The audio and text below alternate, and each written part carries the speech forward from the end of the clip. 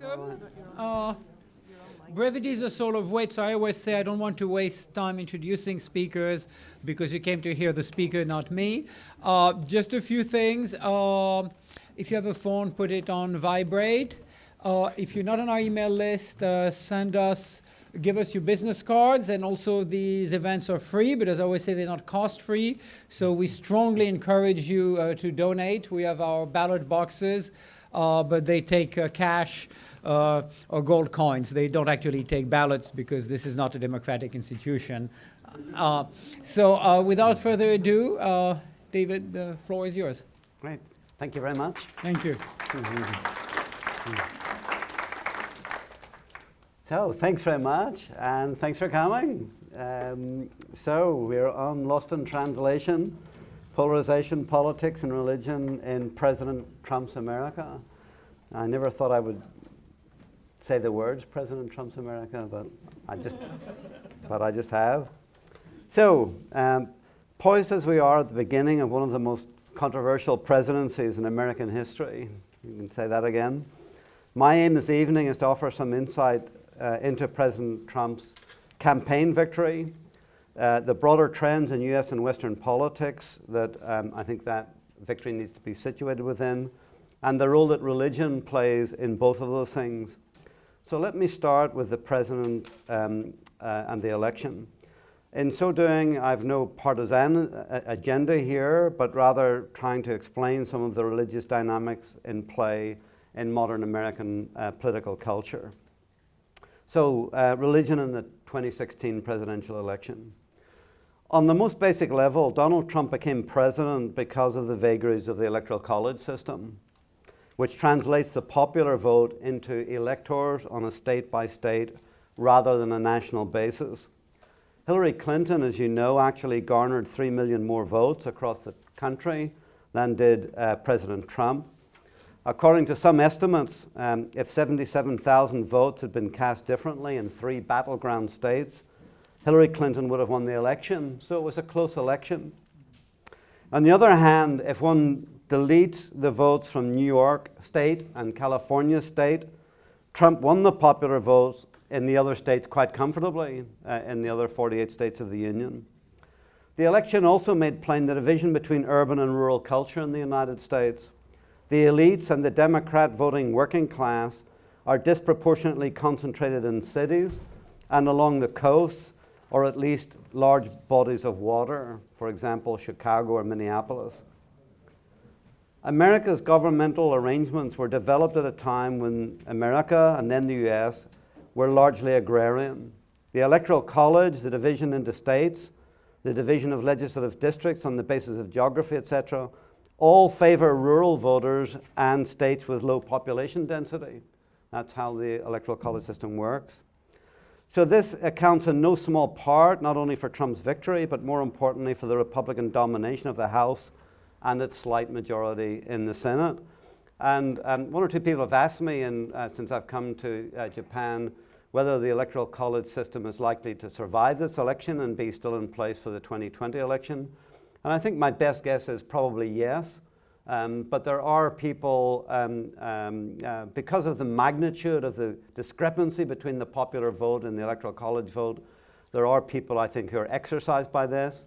And there are some reform movements in existence trying to change it. There are 2 ways of changing it. One is either by an alteration in the Constitution, a constitutional amendment, which is very complicated. And other ways are just doing it by an agreement of the states themselves to encourage their electors to give their votes to the candidate who wins the popular vote. It's another way of doing it. The election of 2016 was also about change, as is often the case when a president steps down after 2 terms, as he or she is constitutionally required to do, as you know. So despite polling higher than candidate Trump on qualifications, temperament, and even trustworthiness in all the polls, Hillary Clinton lost by an overwhelming margin. These are in the opinion polls, 83% to 14%, or 6-1, among those voters who said the most important character trait in deciding their vote was a candidate who can bring needed change to Washington. So that idea that Trump was the change candidate, in a sense, Hillary was running for a 5th term after 2 Clinton and 2 Obama administrations, where she was First Lady and then Secretary of State. And sections of the electorate simply didn't want that. And it is possible that another Democratic candidate might have fared better for that reason. Despite the Clinton campaign's efforts to portray her opponent as a dangerous change, Trump won because he is a master of storytelling, simple narratives, and has a remarkable talent for entertainment and publicity. One might say that he was and remains a terrific teller of bad stories, while Hillary Clinton was a terrible teller of good stories.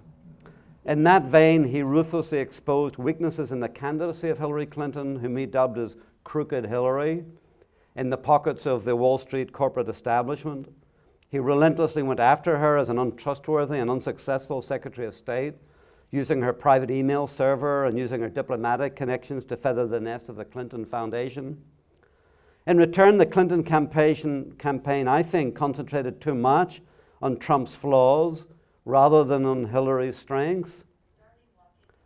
And she found it difficult to really connect with average voters, a point well understood by Tad Devine, who masterminded the Sanders campaign. They well knew in the Democratic primaries that Hillary Clinton found it hard to really connect. As a result, Clinton was unable in many key counties and battleground states to repeat the success of Barack Obama by mobilizing the votes of African Americans, Latinos, millennials, and others. She consistently did just a notch down than Obama among those constituencies in key counties. Trump also connected better with big audiences, both on Twitter and in large assemblies. He used social media brilliantly to circumvent a largely unfriendly media, and he ran against a largely unfriendly media. Still is, of course, which he now calls fake or whatever. He also manipulated the truth quite a bit while appealing to baser instincts of nativism, Islamophobia, misogyny, anti-immigrant sentiment, and so on. He is nevertheless a publicity magnet who thrives on attention and attracts it. The exit polls have shown that there was a gender dimension to the election. American women voted overwhelmingly for Hillary Clinton, 54 to 42%, except for white women. A strong majority of non-college educated white women voted for Trump. So a large majority of non-college educated white women voted for Trump, 62%. But perhaps more surprisingly, Trump attracted more votes from college-educated white women than one might have predicted, given some of his well-known statements about women. 45% of college-educated women voted for Donald Trump, which I think is one of the most surprising statistics of the whole election. The reason seems to be that party affiliation trumped gender loyalty, and that the proportion of women who voted for each candidate was roughly similar to how they voted in previous elections across the Republican and Democratic Party tickets. Hence, a gender gap in recent elections between women's votes for Democratic and Republican candidates has remained relatively stable. And what this shows, I think, is that Hillary Clinton did not get a major boost, nor a major rejection from her gender or from Trump's misogynistic comments. And finally, we don't really know the extent of voter suppression, ID laws, and so on, but it was probably a contributory factor in the Trump victory, if not a decisive one. Moreover, some millennials broke for third parties, the Liberty Party and the Green Party, probably taking away more votes from Clinton than from Trump, though it's hard to be certain about that.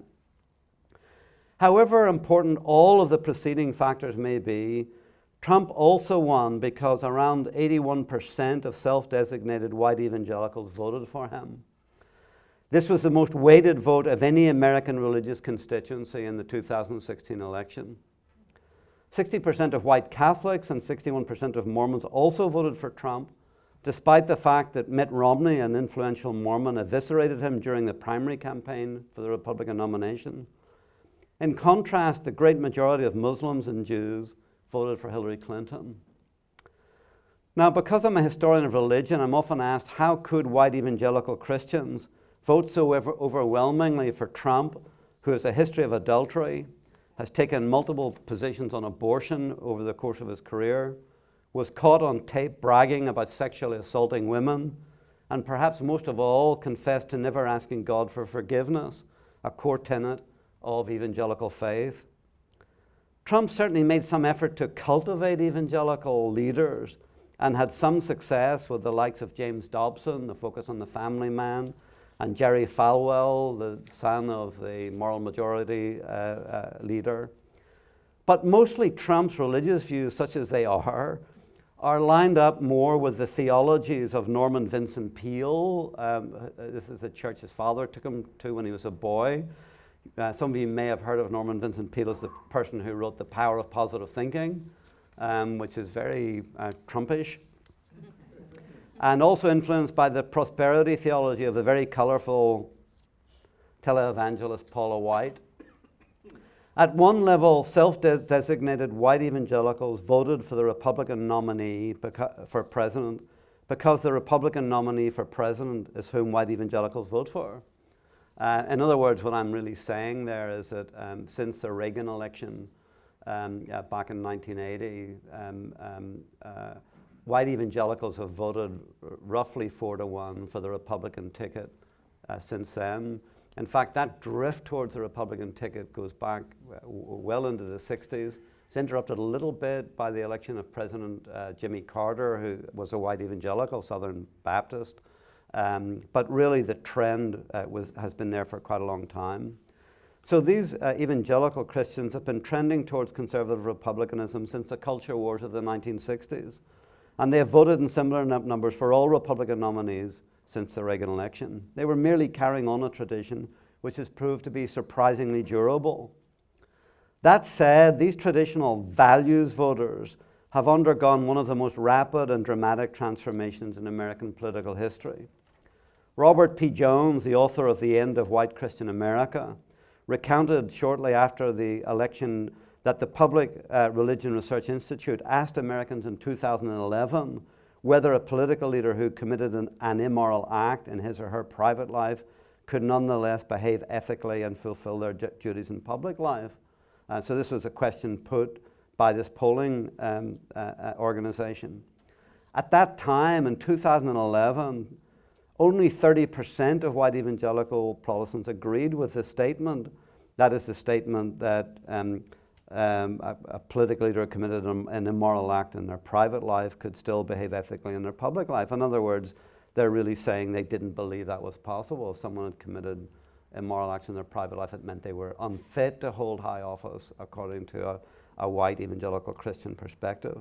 But in 2016, the same polling organization asked the same question, and this time 72% of white evangelicals said that they believed a candidate can build a kind of moral wall between his private and public life. So that was a complete switch, 2/3 to 1/3, 1/3 to 2/3.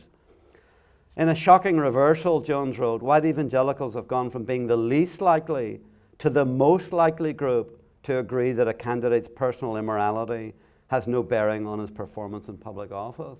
This is quite a big shift, actually. This is a very big shift.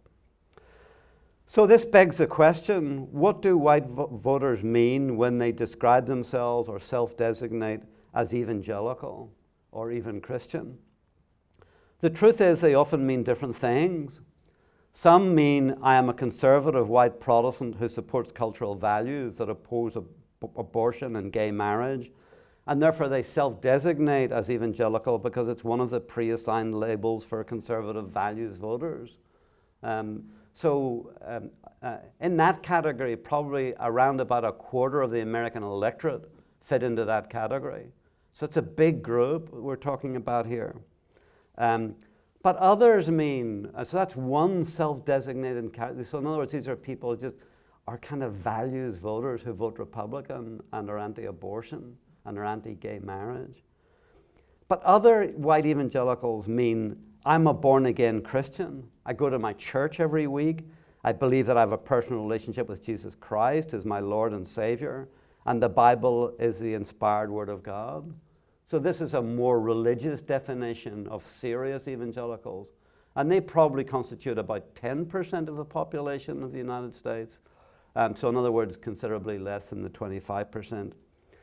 The former category, which as I said could be as much as a quarter, might believe that abortion or gay marriage or not being able to put a Christmas tree in the lobby of a public building is an offense against the country's founding culture and values. The second group may be closer to a tenth of the population, but no one knows for sure. The 2016 presidential election confirmed a trend diagnosed in an important book by my Harvard colleague Robert Putnam. A book is called American Grace, that politics now more often determines religious affiliation and belief than vice versa. And then, in other words, party affiliation is the lead and religious affiliation follows it, rather than religious affiliation being the lead and party affiliation following it. In short, evangelicals favor Trump for political, ethnic, and cultural reasons and rationalize their religious criteria to fit their political preferences. Now, I know some white evangelicals, including some very sophisticated thinkers, who simply refuse to vote for Trump because of character issues. So some white evangelical Christians that I know could not vote for Trump because of his character issues. But many of those people couldn't vote for Hillary Clinton either, because they viewed her as part of the Clintonocracy and deeply untrustworthy. She carried with her the baggage of the sex scandals of her husband's presidency, her unequivocal defense of feminism, abortion, and Planned Parenthood, and her reputation for untrustworthiness and condescension. Her terrible campaign gaffe that half of Trump's supporters are in a basket of deplorables really hurt her campaign deeply. Some proud deplorables dressed in adorable deplorable T-shirts. And this was a phenomenon, really. That gaffe, the same kind of gaffe that Mitt Romney made in a previous election about the people who were takers from the welfare state, and those gaffes hurt a lot because it really does confirm the kind of, Wellesley College, Yale Law School, Arkansas governor, first lady, person who gets gazillions of money for speaking to Wall Street bankers in Manhattan, and so on and so on. It also has to be said that the Democratic campaign in general, and Hillary in particular, paid little attention to the religious sensibilities of American voters and paid a heavy price for it. In a recent interview in The Atlantic, Michael Weir, who led the faith-based outreach for the Obama campaign in 2012 and was a White House staffer, stated that, quote, "There's a religious illiteracy problem in the Democratic Party. It's tied to the demographics of the country. More 20 and 30-year-olds are taking positions of power in the Democratic Party, and they grew up in parts of the country where navigating religion was not important socially and not important to their political careers. Moreover, just as John Kerry found it hard to relate his serious Catholic faith to the religious sensibilities of the American electorate, something which he later regretted, Hillary Clinton found it equally hard to tap into her deep Methodist convictions, despite the fact that her social conscience and spiritual values were largely formed within that tradition. She's a serious Methodist growing up, a Bible-reading, socially aware, deeply believing Methodist. Ironically, she was the religious values voter in this, or candidate to be voted for in this election, when compared with Trump, who really doesn't have a religious bone in his body. The 2016 election has demonstrated yet again that Democrats think there is more to lose than to gain from broaching the subject of religion, however discreetly. But abstinence is surely not the only option, and it will never appeal to Americans, especially evangelicals, who treat personal faith as a matter of public interest. So I think one of the lessons coming out of this election for the Democratic Party is to how to speak more intelligently into the religious sensibilities of the American electorate. Not in a sectarian or exclusive or intolerant sense. I'm not advocating that it moves towards some kind of extreme moral majoritarianism or Tea Party kind of ideology. But there must be some other way of talking about religious convictions and the values that emanated from it, other than simply avoiding it. So however you define them, and giving a nod to those who voted their conscience last November, it's clear that most self-described evangelical Christians did support Donald Trump, even as they acknowledged the deep flaws in his character. One important reason is that evangelicals voted with an eye on Supreme Court nominations and issues around family values, abortion, same-sex marriage, Christian symbols in public places, and so on. With the court evenly split between liberals and conservatives, and with at least one and possibly more nominations imminent, there's certainly one right now, as you know, and possibly more to come, a vote for a president was also seen as a vote for the future of the Supreme Court, the Constitution, and the character of the nation. And evangelicals felt strongly about that, especially around Roe v. Wade and other social, cultural issues. So evangelicals voted the way they did because they felt that their way of life was at stake. According to the 2015 American Values Survey, among religious groups, white evangelical Protestants and white mainline Protestants are markedly more pessimistic than other groups, with majorities believing that America's best days are behind us. In contrast, majorities of Americans who are affiliated with non-Christian religions, Catholics and Black Protestants, those groups, and the religiously unaffiliated Americans, all believe that America's best days are ahead of us. So after the vote, the Atlantic Monthly magazine reported that over half of white evangelicals who supported Trump said they did so because the 2016 election was the last chance to stop America's decline. So that Trump's election slogan of "Making America Great Again" had an obvious appeal to these voters. It's almost as if it's paradise lost and paradise regained. Many evangelicals and other white Christians also voted for Trump out of cultural and racial self-interest. The American Values Survey reported that, quote, majorities of every major Christian religious group say that Islam is incompatible with American values and way of life. So including 73% of white evangelical Protestants who think that Islam is not compatible with American values. This view, in combination with the terrorist attacks of recent years, made white Christians particularly open to Trump's Islamophobic appeals. On race, more than 7 in 10 white evangelical Protestants and white mainline Protestants and white Catholics, the same percentage, 7 out of 10, believed that the killings of African American men by police were isolated incidents. By contrast, among Black Protestants, more than 8 in 10 believed that they were part of a broader pattern of systemic discrimination in American society. Hence, for many white Christians, especially of the more conservative sort, Donald Trump appealed to their Islamophobia, their fears of being overrun by immigrants, their sense of white dispossession, and their sense that America, led by a corrupt Washington political class, was in free fall decline. So that's, I think, the background to what must seem from the outside to be a strange electoral victory. I want to move on now to kind of locate the Trump victory in the context of a wider rise of populism and cultural nationalism across the West. Because although Donald Trump is a unique figure in many respects, I think he does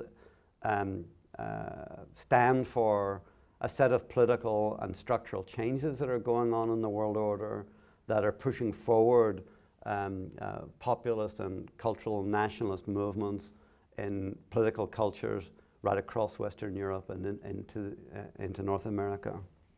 And we've seen that in the Netherlands election and the elections forthcoming in France and Germany and so on, and perhaps also in the Brexit vote in the United Kingdom. So I'll take a moment to place the Trump election victory in the context of a surge in support for nativist and right-wing movements, not only in the United States, but right across Europe. This trend, I think, is the product of a constellation of factors that are quite difficult to get at. In a lecture at Harvard last year, the Washington Post journalist and distinguished political analyst E.J. Dionne, who is a very shrewd observer of the American political scene. I recommend his books to you if you want to read more about this. So he cited 4 reasons in particular for this surge in these movements. The first is globalization and technological innovation. An increase in the global labor market has helped raise millions out of poverty in the last 50 years. That's a good news story. But it has also suppressed the wages of low-skilled middle-class workers in rich countries. So it suppressed the wages of low-skilled middle-class workers in rich countries. Those have been the people who have suffered, including the kinds of people who voted for Brexit and the kind of people who voted for Donald Trump. Right across the West, jobs have been exported to other parts of the world where labor costs are lower. Economic realists will say that those jobs are never coming back, especially if they're tied to declining manufacturing industries. But the communities that are suffering from their loss are justifiably angry and frustrated. And in the United States, the Democratic Party's pledge during the election, Hillary Clinton's pledge to raise the minimum wage, cut little ice with these voters who want decent paying jobs, not the minimum wage. These workers do not want either the minimum wage or to be waiters or waitresses in chain restaurants. They want serious jobs that they once had, serious paying jobs. So that's first, globalization and technological change. And what to do with that is a complicated issue because Donald Trump repeatedly promised that that trend could be reversed, that these places could be rejuvenated, that industries could be persuaded to keep going or to start up again or whatever. The Hillary Clinton campaign did not believe that was the case and therefore did not promise that. They said this is the reality. The only way these communities can be reborn and rejuvenated is through new skills, educational opportunities, greater adaptability. But if you're in those areas and you're told that this is what you need to do, you need to be better educated, you need to be more highly skilled, you need to change your way of life. It's not a great message. And that message did not really get across to lower middle class American workers who had suffered from these changes. Secondly, under this heading of trying to understand this surge to the right, immigration. The proportion of Americans who are foreign-born rose from 4.7% in 1970 to 13% in 2013. It's a big rise. And there's a sense among middle-class, blue-collar workers that their country is drifting away from them. Some of this is conscious and unconscious racism, but the fears are real, and there are real reasons for them, however we think about them. And this same reaction to immigration or to refugees is something that's really animating the politics of the West. Thirdly, cosmopolitanism. The American election, as with Brexit, was influenced by those that one commentator has called neighborhood people. That is, blue-collar workers in traditional communities who are not as mobile, adaptive, or well-educated or cosmopolitan. They're neighborhood people. They're people who do things for their neighbors. They,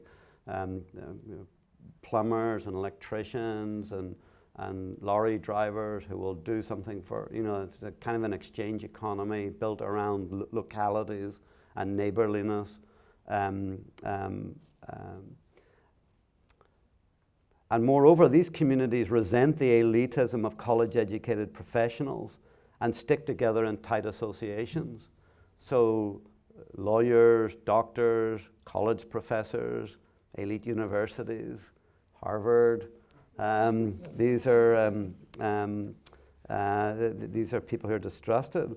E.J. Dionne has called this the elitism of the schoolers, the condescension of those who are educated and adaptable to those who aren't either of those things. And that condescension just ripples across, which is why the basket of deplorables is an enormously condescending statement was so devastating, because it's just a real more than a glimmer of truth in that that condescension is really there. Fourth, the decay of traditional cultural values. Greater rights for LGBTQ communities, women and minorities of all kinds have given rise to a kind of wish dream for a mythological golden age of the so-called greatest generation in American life, those who fought World War II and created a prosperous, for whites at least, middle-class society in the United States. So again, these are people who feel that their traditional cultural values are being taken away from them by Hollywood movie producers or liberal progressive media like the New York Times or elite East and West Coast universities and so on and so on. To these four factors that Dion has identified, I would add a fifth and a sixth. The fifth is the decline of white mainline Protestantism, which in the so the white mainline Protestants reached their peak in status and influence in the United States in the mid-20th century and have been in free fall decline since then. And the same is true of the older immigrant Catholic traditions, Italian, Irish, Polish, and so on. So the decline of these religious communities and the same and the rise of religious pluralism, increasing number of Muslims, the fast rising category of the nones, the non-affiliated, people not affiliated with any religious tradition, are collectively threatening the presumed stability of religious America and its value system. And finally, I would add a sixth factor, terrorism, fear, and anxiety. Trump addressed these fears by presenting himself as a strong man who would take care of ISIS, protect the homeland from attack, stand up for America and the world order, America first, is how it's produced. And his professed admiration for Vladimir Putin, which was extraordinary in the American election campaign, fits into this picture. These forces, these six forces, combined to produce a narrative that the Berkeley sociologist Arlie Hochschild, authors of Strangers in Their Own Land, Anger and Mourning on the American Right, calls the deep story of the right, the deep story, the deep narrative of the right in American political culture. And she describes it like this. So you're an American and you're patiently standing in the middle of a long line stretching toward the horizon where the American dream awaits. But as you wait, you see people cutting in line ahead of you. Many of these line cutters are black, beneficiaries of affirmative action or welfare.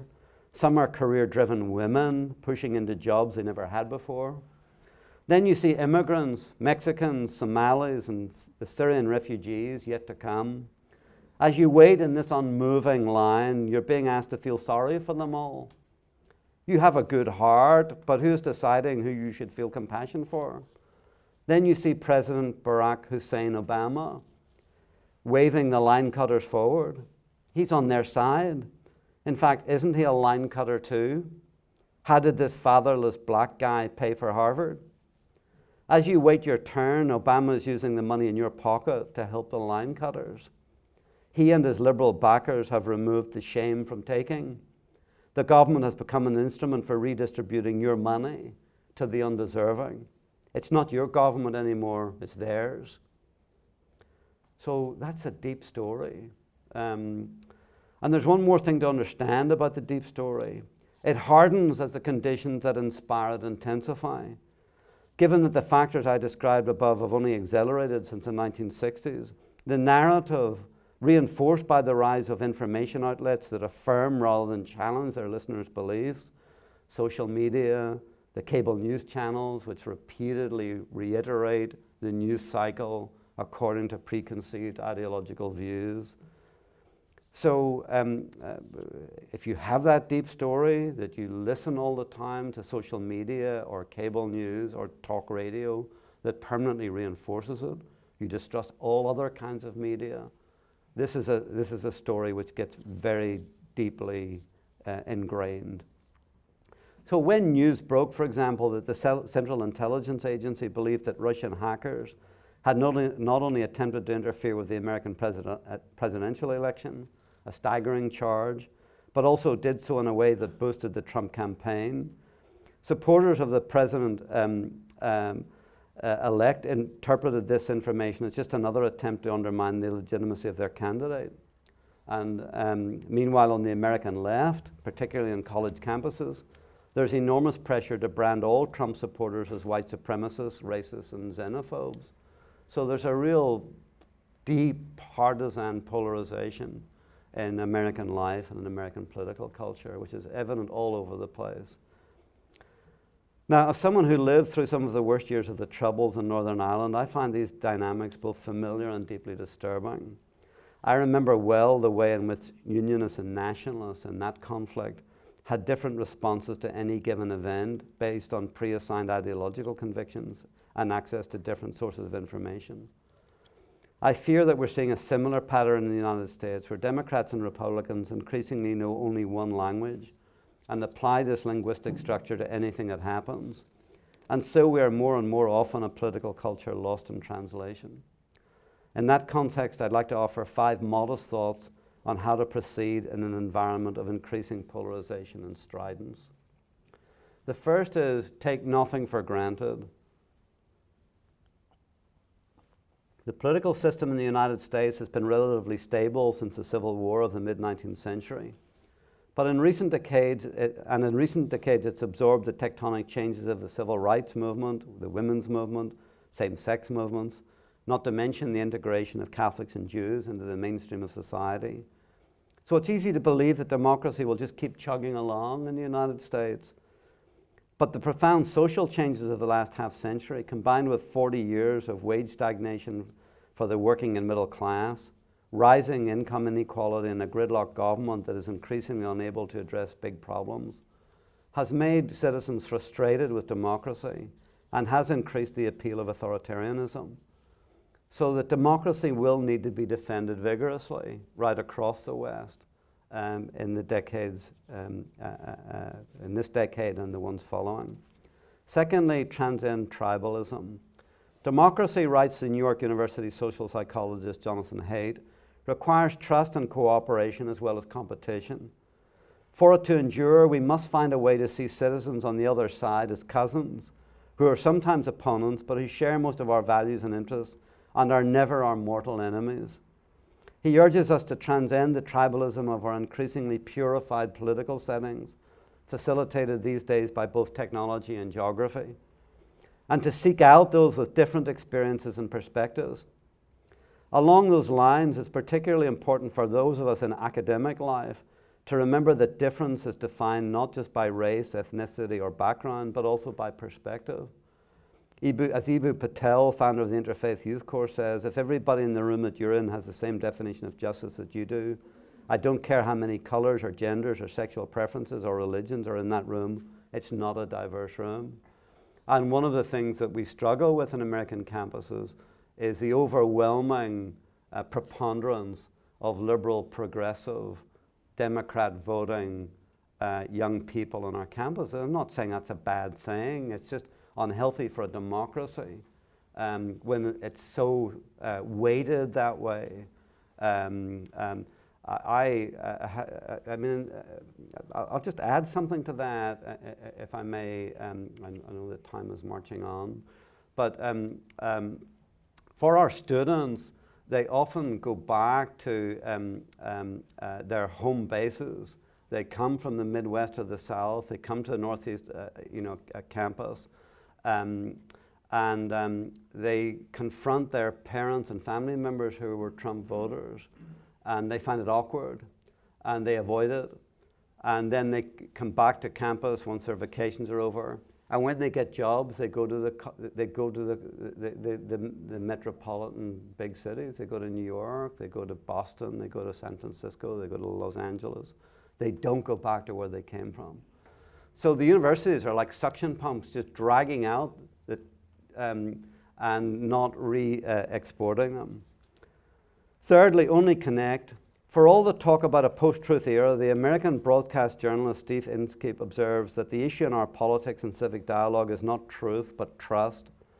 As the civil rights activist Ruby Sales notes, community does not exist as it once existed, where all over the world you have fragmentation. In the United States, you have gentrification, you have the devastation of public spaces that once unified people together in relationship to one another. So Jonathan Haidt reminds us that people who, quote, who have at least one friend from the other political party are less likely to hate the supporters of that party. It's more important than ever for all of us, especially those within the academic community, not only to reach beyond our tribal boundaries, but also to connect empathetically with those on the other side of our own experience. Fourthly, watch our language. The success or failure of our efforts to overcome the fragmentation of civic life is partly determined by the care with which we choose our words. Even in supposedly enlightened circles, for instance, we often refer to the religious other, or speak of religious toleration as if there is someone being tolerated and the other doing the tolerating. Fifth, the times they are a-changing. Eddie Glaude, the distinguished Princeton social and political ethicist, has described the 2016 election as perhaps white Christian America's last gasp. White Christians are not a minority in the United States, with the growth in immigrants, Latinos, non-Christian religious traditions, and the rise of the nones. The unaffiliated are the fastest growing constituency in the United States, and they're prone to be more liberal and progressive than the households they grew up in. Younger evangelicals are beginning to break away from the abortion, race, and identity politics of their elders. They are less bothered by cultural change around LGBTQ issues, more invested in the environment and ecological issues, more concerned about issues of economic distribution and global poverty, more inclined towards toleration and acceptance, and less enthralled to the older leaders of the moral majority. The party political landscape is also changing. In truth, the 2016 election brought alarm bells for both political parties. The Democrats lost the presidency and the Senate. The Republicans pulled a minority of the popular vote and are saddled with a candidate that many within the party don't see as either a conservative or a serious person. Most commentators are predicting a serious reconfiguration of political constituencies, organizations, and policies. In an op-ed in the New York Times earlier this month, Tony Blair, the former British Prime Minister, argued that what was most needed in European and American politics is a newly invigorated center ground based on seeing globalization as an opportunity, acknowledging the genuine economic and cultural anxieties of those who feel left behind and marginalized, and pressing on with a socially progressive agenda designed to bring tangible benefits to all citizens, regardless of wealth and education. In short, I think things will look very different by 2020. So therefore, there's a window of opportunity, especially for younger people to become involved, as well as a set of serious concerns. I think we're poised a little bit on a knife edge between things deteriorating and the possibility of some optimism.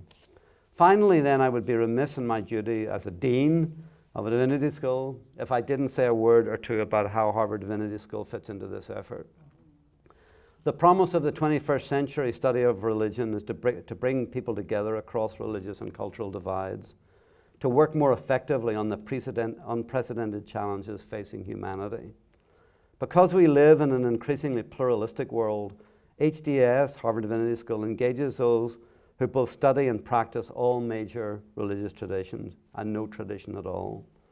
We're the most religiously diverse divinity school in the United States, with over 30 religious traditions and denominations in our student body, including significant numbers of Catholics, Buddhists, Muslims, and non-affiliated.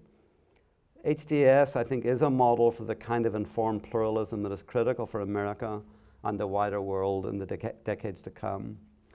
Because religion influences and is influenced by so many different areas of knowledge, and because it deals with an aspect of human experience that is important precisely because it's not quantifiable, we conduct scholarship of extraordinary rigor and interdisciplinarity. HDS is the only divinity school with 3 of the country's top experts in each of the world's major religious traditions, and many smaller religious traditions as well. This model for the 21st study of religion and the training of religious leaders received a welcome recent endorsement when the 2017 QS World University Rankings ranked Harvard as the best place in the world for the study of religion, theology, and divinity. At the same time, the preparation of religious leaders is also central to this endeavor, as it has been at HDS for 200 years and at Harvard for nearly 4 centuries. The most direct and effective way to encourage interfaith understanding and cooperation and to counter extremism is to produce a new generation of leaders, not only educated, but also formed together with their counterparts in Christianity, Hinduism, Buddhism, Islam, and Judaism, and with humanists and atheists as well. Because the need is high and trust in higher education and religious organizations is low, we bring the study of religion to bear on real problems in diverse communities in order to serve the people there. For this reason, we prepare not only clergy and scholars, but also those who devote their lives to improving the health of inner city children, who show up at a crowded cell in Burundi to help secure the freedom of those who have been tossed in without a trial, and who work at the highest levels of government to eliminate extreme poverty, promote human rights, and mitigate conflict. In a word, HDS strives in all we do to make a world of difference. Religious resources are critical in the effort to rebuild trust and move forward as a diverse democracy. The American civil rights icon Ruby Sales talks about the spiritual geniuses of the American civil rights movement, the success of which was facilitated by a theology that elevated African Americans to the status of full citizens and human beings, as it simultaneously put love, even for those that hated them, at the center of all that they did. The world has never needed these kinds of leaders more than it does now, when the 21st century's unprecedented amalgamation of difference lies side by side with a terrible destructive power. Rabbi Lord Jonathan Sacks, for 22 years the chief rabbi of Great Britain, witnessed this firsthand during his visit to Ground Zero in New York after the terrorist attacks of September 11, 2001. There he gathered with leaders of all of the world's major religious traditions and saw the stark choice laid out before humanity. Standing at Ground Zero, he wrote, together with the Archbishop of Canterbury and religious leaders throughout the world, we were looking at this wreckage, the sheer harm that hate can do. And yet at the same time, here we all were in friendship, fellowship, and shared prayer. And I just saw how clearly that is, that those are the terms of the equation. Do we go that way, or do we go this way? And there's really only one way to go. So this year, as we celebrate our founding 200 years ago as the first non-sectarian divinity school in the United States, Harvard Divinity School looks forward to educating the men and women who will lead us into a peaceful, pluralistic, democratic future. We're under no illusions. The next several years are going to bring a catalog of problems throughout the world, including continued instability in the Middle East, further threats from extremism and terrorism, accelerated climate change, and the potential lack of American leadership at these moments, the pivotal elections in Netherlands, France, Germany, and other European states, and an era of, I think, intense unpredictability associated with this current presidency. Educational institutions will need to harness all our knowledge and inspire a new generation of students to do a better job than we've managed to do. There's a lot to do. There's a lot to contend for. We will need to roll up our sleeves and work determinedly for a better world. I hope we're up for it, and I believe that we are. Thank you.